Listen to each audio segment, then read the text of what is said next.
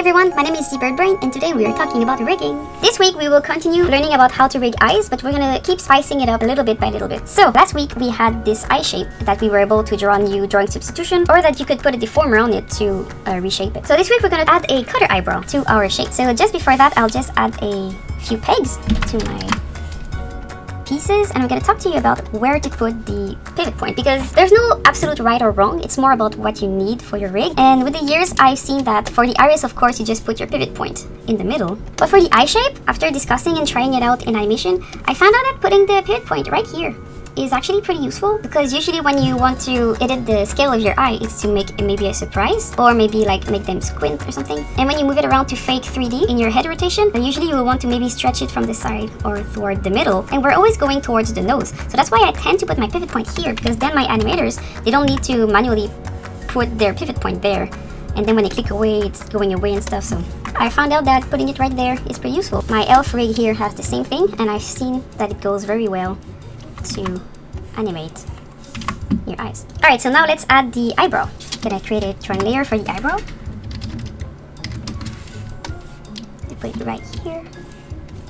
Gonna make some simple art for it. And I'm lazy, so I'm just gonna take the art from the eye to create the eyebrow.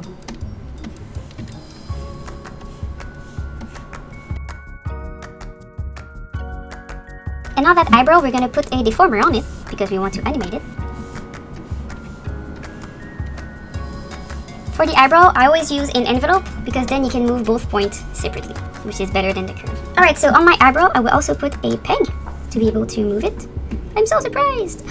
So what if I take my eyebrow and I pull it down? What I want is for my eyebrow to cut away my eye. So we're gonna do that, and it'll be so easy. First, go in your art layers and go on your line art to go and get your artwork here. And we're gonna copy paste it to our underlay. Make sure that this is off, because otherwise if you try to copy paste things from one layer to the other, it's going to paste it to the layer it was in the past, so not very useful for what we want to do. So uncheck it, and now go on your underlay layer, paste your eyebrow, and using a stroke, you just create a very big shape like that. Attach it to where your eyebrow is. Clean it up a little bit so that we don't have too many points. Just like this. Now you can color it with the color of your choice. We will not see this color in the end, so whatever color works. And this, I will remove it, so that I only have my line art and my underlay, like that. So now what we have is a bit stupid, but it will be useful to show you the next step. So if I take my eyebrow and I pull it down, instead of being cut away, my eye is actually hidden by the green color. But that will look stupid in your rig. So what we're gonna do instead is, then again, use our art layers. So I'm gonna use line art and underlay this time.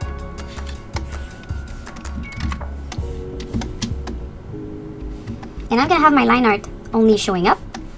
And then what I'm gonna do is take the underlay layer and have it cut my eye shape.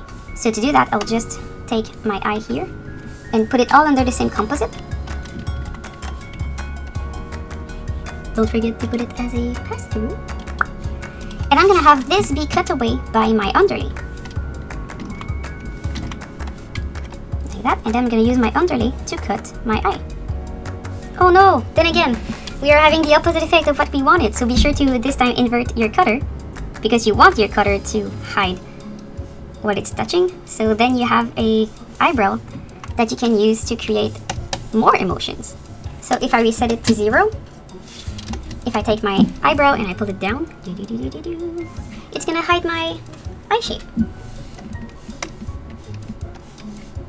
Pretty useful, huh? So I use kind of a similar system for these eyes. So I have this eye shape here, and I have this eyelash that is a different drawing that can cut away the eye shape. Now the eye shape also has a deformer, but I rarely use it. It's really just if I make an expression that is too extreme and I need to make my eye white bigger. Instead of constantly redrawing, I can just take my deformer and pull it up a little bit. So this setup looks very simple, but actually it's a foundation for any more complex rig you want to do. I know some of you were impressed by the 360 rig animation I made a while ago with that elf, and they were like, oh, how did you do it? It must be so complicated. Well, it is for some things, but for the eyes, it's pretty simple. So I'm gonna show you this first. So you have the eyebrow cutter here. And I just want to show you how it is the same thing I did for my 360 rig, but with a little twist. So Here we have Wu here. So his eyes are a bit more complex because there's more pieces, but it's not that complicated. So I have one piece for the eye white. I have one piece on top for the top eyelid. So that area is cutting the eye white, and the line here is the only thing that is visible. So this is exactly what we did with the eyebrow, but I'm using it for eyelashes instead. Same thing for the eyelash that is down here. And I'm having them meet here and here. So that's how you have this eyelash that can create very cool emotions on my shape. But this is heavy and it's not needed for every type of rig. So you don't necessarily need these complex eyes. You can use drawing substitution, or you can just use an eye shape with an eyebrow cutter and it works just fine. You have to understand that you have to rig according to what you need. So I hope you learned a lot and I wish you a very cool week.